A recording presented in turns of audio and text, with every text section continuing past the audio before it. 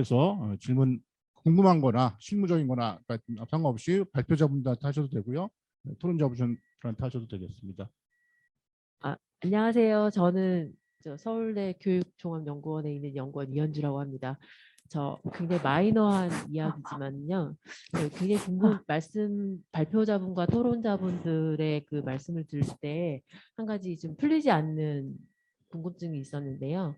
이게 부산 사례나 인천 송도 사례에서 화두가 되는 게 이제 어떻게 보면 데이터 기반이나 데이터가 축적이 되는 그런 것들이 굉장히 중요한 것인데, 우리나라는 일단 개인정보보호법이라는 굉장히 강력한 법이 있지 않습니까?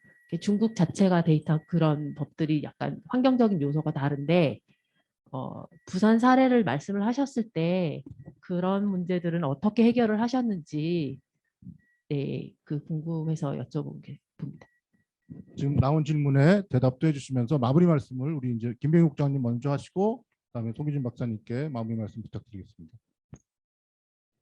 질문에 답을 드리고 그다음에 사실은 우리 기생시에서 꼭 질문이 나왔으면 했는데 제가 기다리고 있었는데 안 나와가지고 질문 안 나오는데 답해도 될까요? 꼭 제가 경험상 이야기해드리고 싶은 부분이 하나 있어가지고 먼저 질문부터 간단하게 답변을 드리겠습니다.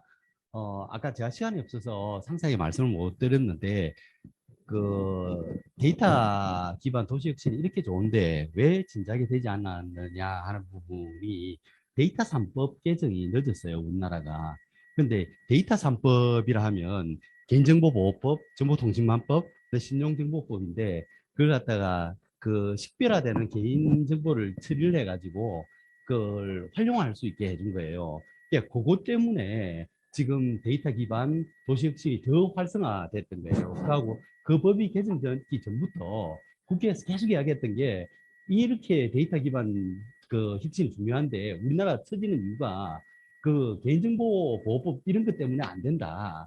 그래서 지금 좀 개정했는데 약간 한계는 좀 아직도 있습니다. 근데 그것 때문에 많이 해결됐다는 거. 일단 그 정도로 먼저 답을 드리고요. 그래서 지금 개정된 데이터 3법으로만 해도 엄청나게 많은 사업을 할 수 있습니다. 개인정보를 비식별화시킬 수 있어요. 이름하고 주민등록부 다 지어가지고 그 처리할 수 있기 때문에 할 수 있다는 말씀 드리고 그다음에 제가 이게 주제 넘은 오지랖 넓은 답변인지 모르겠는데 제가 경제자유구역 업무를 오래 했었거든요. 그래서 이제 지금 이게 105시 경기도 경제자유구역 안에 들어있기 때문에 아까 우리 승 실장님께서 말씀하신 실리콘밸리가 그렇게 큰데 일단 그것과 비교할 게 아니고 우리 경제자유구역의 특정 지역 개발할 때 제가 느꼈던 건데요. 우리 지방자치단체에서 하나 착각 우리가 놓치고 있는 게 뭐냐면 검찰이 갖고 있는 최고의 권한은 사람을 구속시킬 수 있는 거예요. 그런데 우리 지방정부가 갖고 있는 최고의 권한은 도시계획권입니다. 그런데 도시계획권을 잘 활용을 해야 투자 유치도 되고 모든 게 다 되는데 그걸 놓치는 경우가 너무 많아요. 예를 들어서 아까 1km 반경의 100곳 어떤 구역을 개발한다고 하잖아요. 그러면 도시계획 단계에서 아까 우리 그 UCT도 도시계획하고 연계를 했다 했잖아요. 도시계획의 제일 마지막 단위가 지구단위 계획이잖아요. 지구단위 계획을 어떻게 하느냐에 따라서 어떤 기업이 들어오는가가 결정이 됩니다. 예를 들어 가지고 필지를 어느 정도 크기로 자르느냐, 그 다음에 그 우리 아파트형 공장이라죠. 지식산업센터. 지식산업센터를 갖다가 들어올 수 있게끔 지구 단위 계획에서 계획을 넣어줘야 돼요. 그래야 작은 어떤 IT 기업들이 들어올 수가 있게 되고요. 그 다음에 또 젊은 사람들 마인드를 이해를 하셔야 되는 게 누구나 다 자기 직장 앞에 백화점이 있는 것을 원하죠. 산단에 공장만 있는 데는 뭐 속된 말로 친구들한테 너 어느 직장 다니니 하면 쪽팔려서 이야기를 안 하는 거예요. 어느 공단에서 뭐 다니고 있다고 하면 자기 직장이 다 백화점 앞에가 원하는 거예요. 그러면은 그 지구 단위 계획을 할 때 판교처럼 그 멋진 빌딩 같은 아파트 공장과 백화점과 상업시설과 이런 것을 아까 15분권 도시 제가 LWP 이야기했듯이 놀이 아까 말씀하셨는데 섞어줘야 돼요. 섞어줘야 거기서 모든 게 다 되기 때문에 IT 기업도 들어오고 이렇게 되거든요. 그래서 지구 단위 계획이 그만큼 도시 계획권이 그만큼 중요하다. 그 단계에서 이미 기획을 들어가야 투자 유치가 가능하다는 말씀을 드리고요. 그리고 이제 좀 더 이제 제가 공무원이기 때문에 좀 더 실무적으로 들어가면 그 아파트형 공장은 국가에서 전부 다 산자부에서 지원해 갖고 짓는데 왜 그러냐면 수익이 잘 안 나와요. 그래서 민간 지식산업센터를 질 때는 70%를 입주자를 이미 모집을 해요. 그래서 지금 시화공단이라든지 어떤 그 산업 관련 과에 정보를 이렇게 얻어가지고 어떤 작고 어떻게 뭐 IT화 할 수 있는 그런 업체들한테 물어가지고 그룹을 구성해야 돼요. 그래서 70% 정도로 들어올 사람들을 엮어가지고 해야 그 지식산업센터가 들어오거든요. 결국 단순히 지구 단위에서 지식산업센터 지구만 지정한 데서 들어오지는 않습니다. 그래서 이제 그런 걸 고려를 하셔야 이제 미리 들어올 기업이라든지 이걸 다 고려를 하셔야 되고 그 앞에 상업시설이라든지 이런 게 돼야 활성화가 되거든요. 도시개발의 대표적인 그 실패 사례가 아파트만 짓거나 안 됩니다. 상가 다 죽습니다. 직장인이 없는데 누가 그 낮에 상가 가서 밥 먹습니까? 안 되거든요. 그래서 아까 15분권도 LWP 융합도시처럼 모든 걸 그 15분권 안에 다 되게 해야 된다는 그게 제일 중요한 포인트인 것 같아요. 그래서 아까 샌프란시스코도 아까 전철 타고 다니고 아까 거기가 더 잘 된다는 이유가 바로 그거거든요. 그러니까 놀이와 모든 게 다 될 수 있어야 된다는 그 말씀을 꼭 제가 경험상 그게 제일 중요하더라고요. 그게 예. 그래서 이상입니다. 예.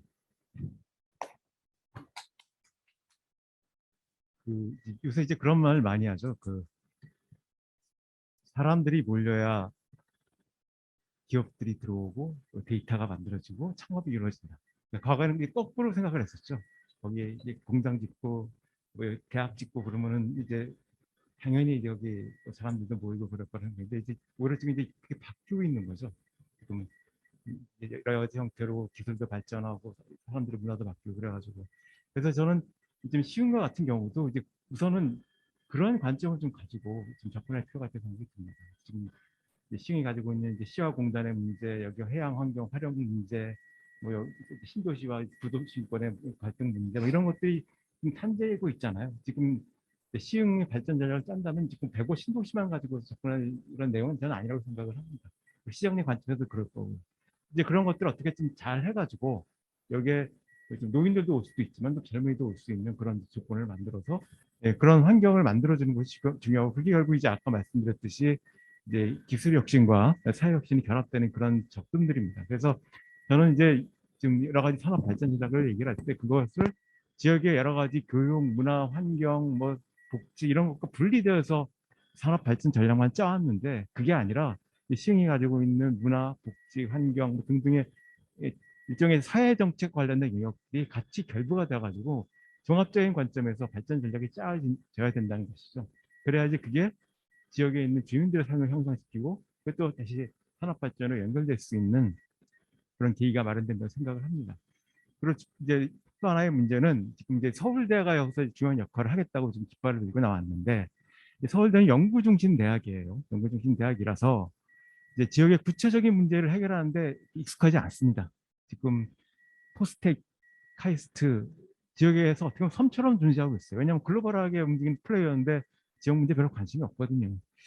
이 연구중심 대학이 지역 문제 해결에 들어올 때 과연 어떤 포지션, 또 어떤 활동들을 해야 될 것인지, 그리고 서울대는 어떤 조건을 가지고 지역 문제 해결에 본인들이 들어와서 지역 산업을 발전시킬 것인지 이건 진지하게 고민을 해야 됩니다. 왜냐하면 서울대가 가지고 있는 관성이 이 글로벌한 연구를 하는 대학이거든요. 어떻게 보면 시흥의 여러 가지 문제나 테스트베드는 중요하지 않은 문제일 수도 있어요. 거기 있는 교수들이나 학생들한테는. 근데 그런 부분들을 어떻게 좀 받아가지고 시흥에서 이루어지는 연구가 좀 한쪽으로는 좀 글로벌한 연구가 될 수도 있지만은 지역 문제 해결에 기여할 수 있는 일종의 좀 프로그램들을 좀 개발할 필요가 있습니다. 그래서 최근에 이제 인문사회 연구와 과학기술 연구가 통합된 이제 트랜스디스플레이 리서치들을 많이 얘기를 합니다. 거기서 지역 단위에서 이루어지는 문제로 설정해서 그것을 이제 과학기술 결합시키는 활동들을 하고 있는데 어쨌든 그런 새로운 유형의 접근들을 가지고 접근을 해야지 의미 있는 그 성과를 낼 수가 있지. 전통적인 좀 서울대가 가지고 있는 틀 가지고는 상당히 어려울 수도 있다는 것이죠. 그래서 좀 다양한 형태의 작업들, 지금 이공계 쪽뿐만이 아니라 이 사회과학 쪽, 사회복지 쪽, 좀 이제 문화예술 쪽도 좀 같이 결합이 되어 가지고 현장 지향적인 연구, 일종의 이제 우리 액션 리서치라고 얘기를 하죠. 그런 것들이 좀 이루어지는 접근들을 서울대 쪽에서 좀 적극을 해주시면서 서울대 자신도 좀 확실할 수 있는 그런 계기를 마련했으면 합니다. 예, 이상입니다.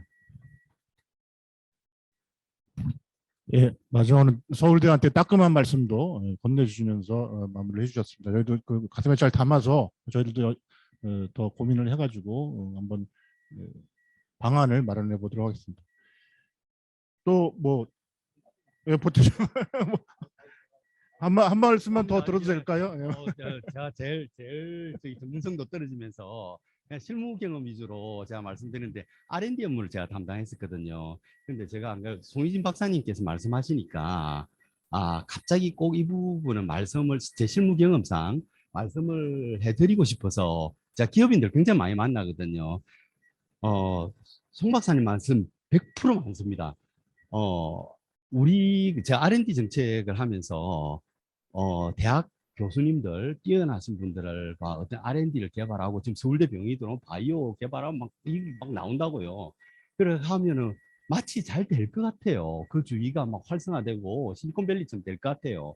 근데 나중에 지역 기업인들 이야기 한번 들어보실래요? 저는 많이 만나거든요. 제가 사람을 엄청 많이 만나요. 만나면 뭐라 하면 쓸데없는 짓 하지 마라. 좀 쓸데없는 짓 하지 마라. 무슨 말 하냐면 우리가 필요한 R&D는 안 주고 교수들 저것끼리 연구해가지고 뭐 자금 타먹고 뭐 해갖고 그런 말까지 나와요. 솔직히 딱 그 이야기 해요. 그래갖고 뭐 온갖 아이디어 다 해요. 공동 뭐 R&D 기술을 설기 위해서 공동 뭐 시설을 해갖고 와서 이용해라. 뭐 기업인 만나 들어보면 뭐라는 줄 압니까? 기업은 경쟁력인데 한시라도 빨리 신제품 개발해가지고 해야 되는데 줄 서가지고 그 공동 R&D 센터 가가지고 내 시제품 만들 시간이 어디 있냐고. 차라리 우리 공장 앞바닥에다가 내가 실험실 만들어갖고 내가 지가 만들겠다. 그게 기업인 입장이거든요. 근데 공무원들 앉아서 무슨 생각하는 줄 압니까? 서울대가 들어오고 이렇게 뛰어난 교수님들이 들어와서 R&D가 되니까 R&D가 확산이 되고 그건 환상이에요. 그래서 제가 꼭 이야기를 드리고 싶은 게 지역 기업인들이 원하는 R&D가 뭔지 수요와 공급을 일치시켜 줘야 돼요. 그래야 진정 거기가 사람이 모여들고 되는 거지. 실제로 아까 서울대는 뭐 얼마나 자존심이 되겠습니까? 우리나라 최고의 대학인데 뭐 어디 가든 여기서 개발해 가지고 뭐 하면 되는 거지. 정치 별로 신경 안 쓰거든요. 하고 우리 대전 특구에 대해서 문제점에 대해서 논문에서 뭐라 나오냐면 다 그거예요. 우리나라 최고의 연구기관들 다 모아놨더만 제일 대전시, 광역시하고 협조가 다 안 된대. 대전시에서 필요한 R&D는 안 하고 국가연구만 하는 거예요, 전부 다. 그러면 대전시 입장에서는 땅만 빌려준 것밖에 안 되는 거예요. 그게 무슨 지역 분권입니까? 그러니까 실제로 그 진짜 기업에서 원하는 R&D가 뭔지 그 수요와 공급을 일치시켜 주는 게 그걸 우리 공무원들이 정말 고민해야 됩니다. 안 그러면은 진짜 탁상행정밖에 안 됩니다. 뭐 유치했습니다. 뭐 R&D 단지 유치했습니다. 뭐 곧 될 겁니다. 그래 될 것 같으면 우리나라 벌써 세계 1위 됐을 거예요, 아마. 제가 너무 말을 심하게 했는지 모르겠는데요. 예, 이상입니다. 예. 예, 가장 큰 박수가 나왔습니다. 네. 저한테 평소에 안 하시던 말씀을 오늘 막 하시네요. 당황스럽습니다. 이제 기차 타고 내려가시면 끝이라고 그러시는지 몰라도. 네, 하여튼 솔직하고 캔디드한 말씀, 그리고 우리 토론자분들께서 되게 현장의 경험에서 우러나오는 말씀 많이 해주셔서 감사합니다. 여러분들한테 많은 도움이 되기를 바랍니다. 이것으로 오늘의 포럼을 마치도록 하겠습니다. 감사합니다. 네, 장시간 동안 발표해 주시고 토론에 참여해 주신 네 분께 감사드리고요. 또 사회 봐주신 우리 이몽탁 교수님 감사드립니다. 그리고 지금까지 또 이 자리를 지켜주신 오늘 참석해 주신 모든 분들께 감사의 말씀을 드립니다. 사실 한 도시를 창업 도시로 만든다는 것은 도시 전체를 리모델링하고 새로운 구조를 짜는 일하고 비슷하지 않나 생각이 듭니다. 하루아침에 되는 일이 아닌 것이 분명하고 또 대학과 도시가 함께 노력해 갈 때만 성공할 수 있는 일이 아닌가 생각이 듭니다. 오늘 부산에서 우리 김병기 부부청장님 초청을 굉장히 잘한 것 같습니다. 저희가 앞으로 뭘 해야 되는지 또 대학과 도시가 어떻게 협력해야 되는지에 관한 진솔한 이야기를 들을 수 있었던 것 같습니다. 오늘 참석해 주신 모든 분들께 감사하다는 말씀을 드리고 저희는 다시 3주 후에 대학의 도시와 공간이라고 하는 주제를 가지고 포럼을 이어가도록 하겠습니다. 감사합니다.